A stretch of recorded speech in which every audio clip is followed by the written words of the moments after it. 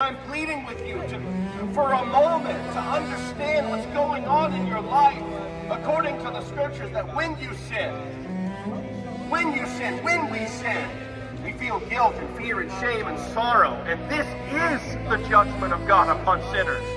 This is the judgment of God, a holy God, a thrice holy God, who is sinless, seated upon a throne in eternity. He hath judged that when sinners commit sin, though they enjoy that act of rebellion, they will immediately feel fear and guilt and shame and sorrow and anxiety, because the good God of heaven, who created you and who gave you your soul and who created your brain with all of its glorious complexities, with neuroactivity that is comparable to the very galaxies of outer space, the most complex organic matter in the universe, the human brain.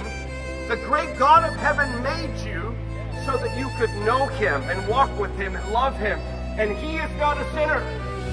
God is not a sinner, so that when you commit sin, it is His judgment, my friends, that you would feel sorrow and guilt and shame and fear. Because God, this great God of love, wants you to feel your need for God.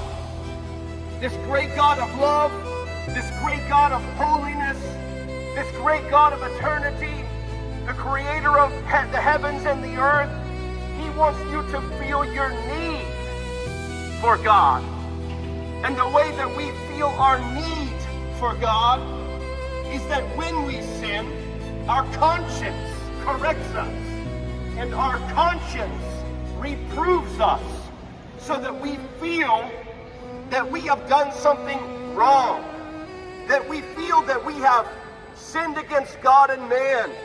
And so we feel guilt and shame and fear and sorrow and anxiety.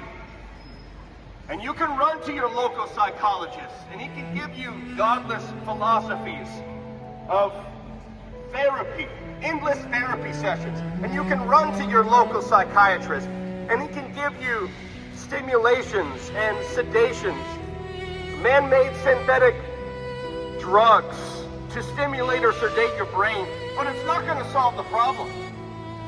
The sin problem is spiritual by nature, and the sin problem can only be solved by the salvation of the human soul, by reconciliation with the living God, to be born again.